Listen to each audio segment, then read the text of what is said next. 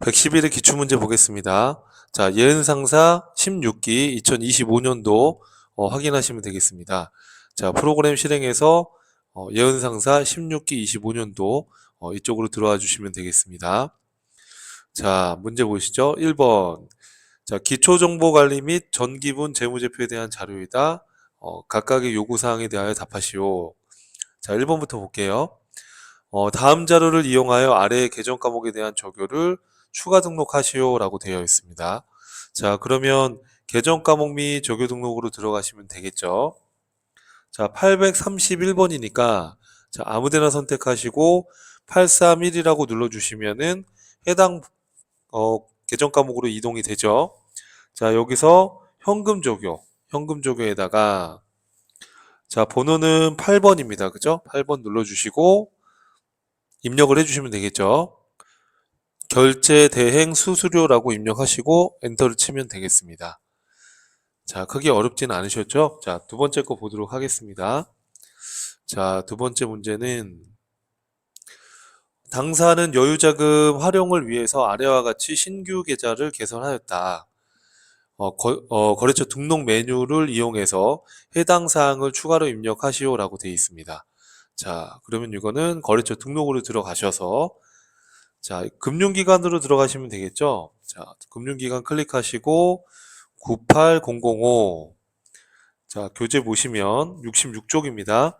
수협은행이라고 나와 있죠? 수협은행.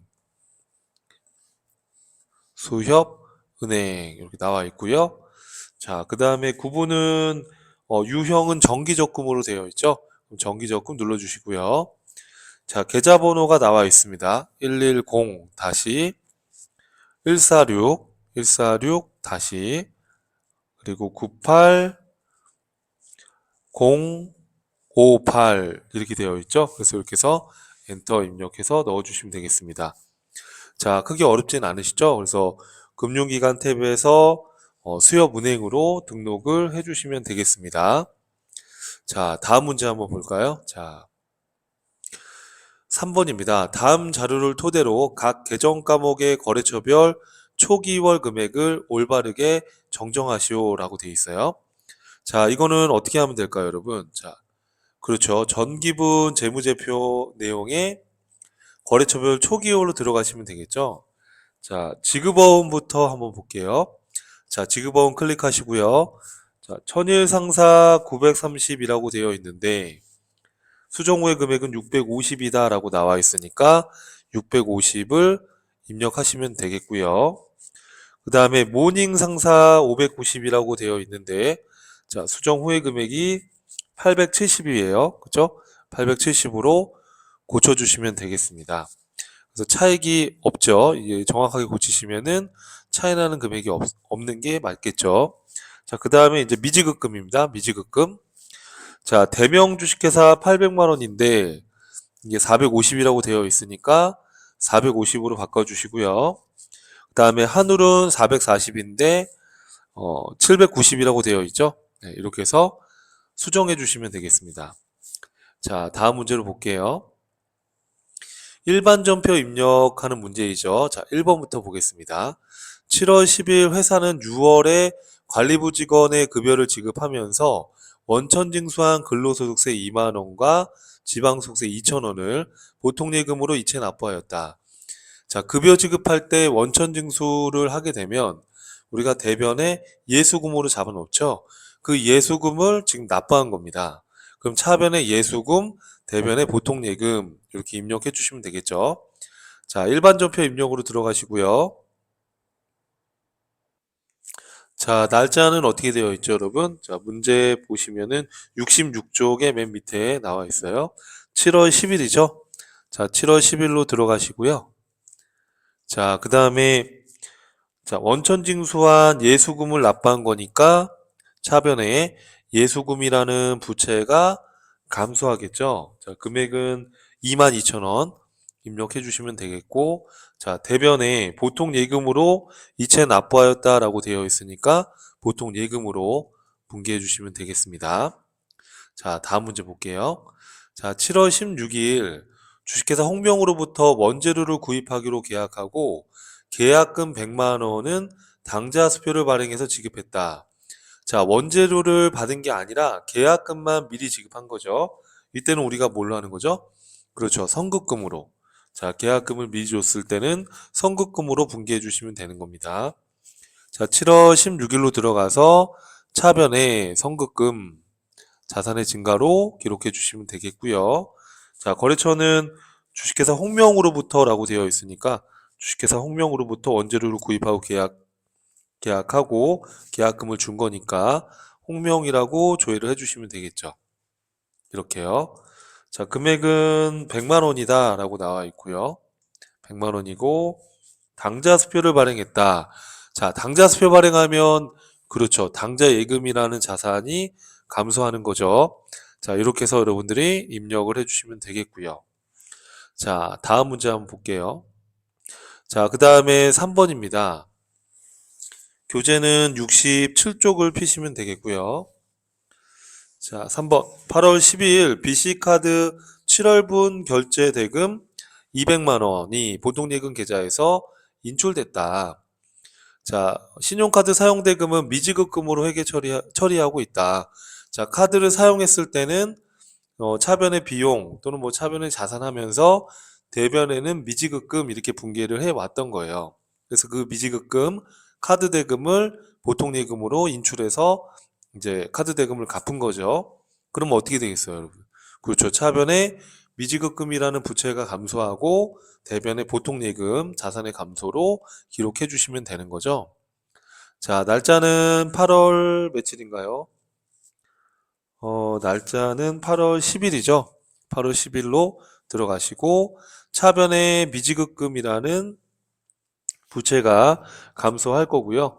자, 이거는 카드사가 거기 보시면은 BC카드죠. 예, 그래서 BC카드로 조회해 주시면 되겠습니다. BC카드. 자, 금액은 200만 원이라고 나와 있네요. 자, 그리고 대변에 보통예금에서 인출되었다라고 되어 있으니까 그렇죠. 보통예금으로 분기해 주시면 되겠습니다. 자, 그 다음 문제 한번 볼게요. 자, 4번입니다. 8월 22일 영업부 김시성 과장이 대구 세계 가구 박람회 참가를 위한 출장에서 복귀하여 아래 지출 결의서와 출장비 60만 원, 60만 원 중에 현금으로 반납하였다 이렇게 돼 있어요. 자, 출장비는 인출 시 전도금으로에게 처리했대요. 자, 우리가 출장비를 지출했을 때는 우선 가지급금 이렇게 처리를 하는 게 일반적이지만 이제 전도금이라는 계정 과목을 사용할 수도 있어요. 전도금이라는 계정 과목을. 자, 그러면 60만 원을 줬는데 지금 보니까 여비교통비 출장비로 38만 원을 쓴 거죠. 자, 그럼 어떻게 분기를 하면 될까요, 여러분?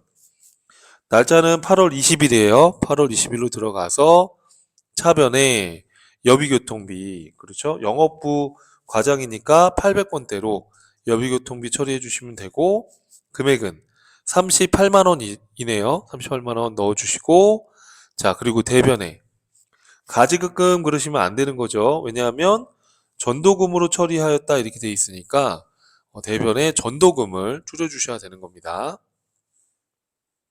전도금. 자, 거래처 코드는 자, 누구한테 줬었죠? 보니까 김시성 가정이라고 나와 있으니까 거래처 코드는 걸어 주셔야 되는 거예요. 특별한 언급이 없는 한. 60만 원. 자, 그러면은 나머지는 어떻게 했대요, 여러분? 자, 잔액은 현금으로 반납하였다. 그러니까 현금으로 차변에 돌려받았다라는 거죠. 회사 입장에서는. 이해하시겠죠, 여러분? 자, 이렇게 해서 자, 우선은 지급했을 때 전도금으로 했다고 했으니까 대변에 전도금을 상기했어야 된다는 거. 그리고 출장 비용은 우리 영업부 직원이니까 800번대 여비교통비로 잡아주시는 게 중요했었던 문제입니다. 자, 그 다음 문제 풀어보겠습니다. 자, 5번입니다. 9월 12일 제조공장의 기기장치를 우리 기계에 처분하고 매각대금은 약수거금 800만 원, 매각대금으로 받은 약수거금 800만 원의 만기가 도래하여 당좌수표로 회수했다. 우리 기계가 발행한 당좌수표로 회수했다. 자, 기기장치를 매각하고 어음을 받았을 때 차변에 받으러움이 아니라 미수금을 했겠죠. 그죠? 상거래가 아니니까. 근데 이 미수금을 만기가 돼서 거래처한테 당좌수표를 받은 거예요. 그럼 우리가 당좌수표를 받으면 회계상 현금이니까 차변의 현금, 대변의 미수금 이렇게 분계를 해주시는 게 맞겠죠. 자, 그러면 지금 날짜는 9월 12일이죠. 9월 12일로 들어가서 자, 차변에 있던 미수금을 당좌수표로 회수한 거니까 차변에 우리 타인한테 받은 당좌수표는 현금이죠. 그래서 현금 800만 원. 입금 전표로 해도 상관없습니다. 자, 대변에는 미수금.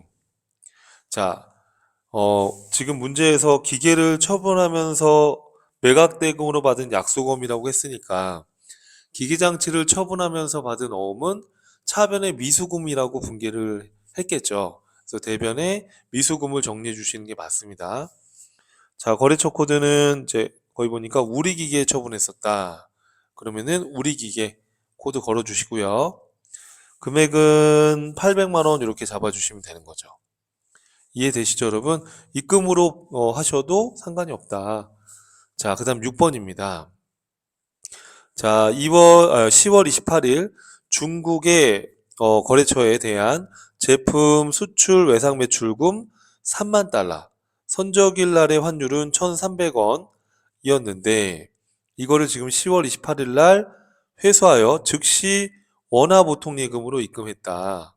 자, 기준 환율은 1,380원이다 이렇게 돼 있어요.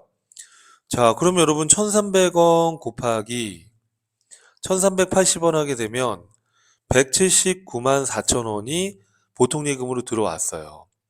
자, 근데 대변에 빠져나가는 건 3만 달러인데 선적일 시점의 환율 1,300원.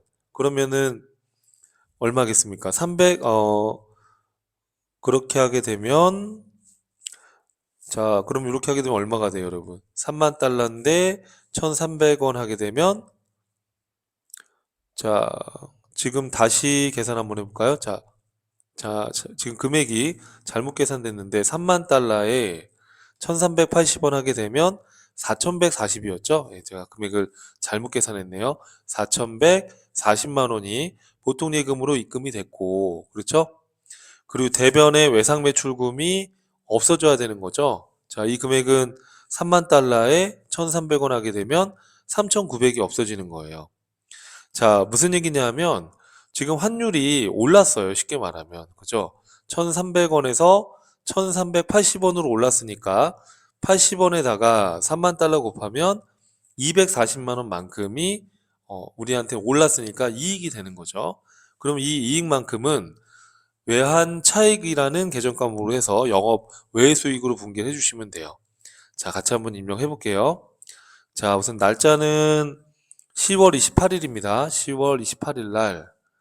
자, 우선 차변에 보통예금으로 돈을 받았죠. 자, 보통예금 계좌로 입금하였다. 3만 달러인데 환율이 1300 입금일의 환율이 1380원이에요. 1380원 곱하면 4140만 원이 나옵니다. 자, 그럼 4140만 원이 지금 원화 보통예금으로 돈이 들어온 거예요. 이해되시죠? 자, 대변에는 어떻게 해야 되겠어요? 외상 매출금을 회수한 거니까 외상 매출금을 감소시켜야 되겠죠. 자, 이건 중국의 거래처 명이 써 있어요. 그렇죠? 그럼 거기 거래처 명이 이렇게 조회를 해서 입력을 해주시면 되겠고요. 자, 이 금액이 얼마가 없어지면 될까요, 여러분? 3만 달러인데 거기 보니까 선적일날 환율이 1,300원이니까 그렇죠. 3,900만 원이 없어지겠죠. 그럼 대변에 240만 원만큼 이렇게 대차 차이가 나는 이유는 선적 당시의 환율보다 지금 돈을 회수한 시점에 환율이 더 높기 때문에 이익이 난 거죠. 자, 이걸 우리가 뭐라고 하나요, 여러분? 외환 차익이라고 하는 거예요. 외환 차익. 자, 우리가 기말의 환율 차이로 인한 거는 외화 환산이라는 표현을 쓰고요. 이렇게 대금을 지급하거나 받았을 때의 환율 차이는 외환 차익이나 외환 차손을 우리가 쓰는 거예요. 그럼 지금은 우리가 이익을 본 거니까 외환차손이 아니라 외환차익이 되겠죠. 외환차익이라는 영업 외수익으로 회계 처리해 주시면 되겠습니다. 이해하시겠죠? 자, 그래서 일반전표까지 입력을 해봤습니다.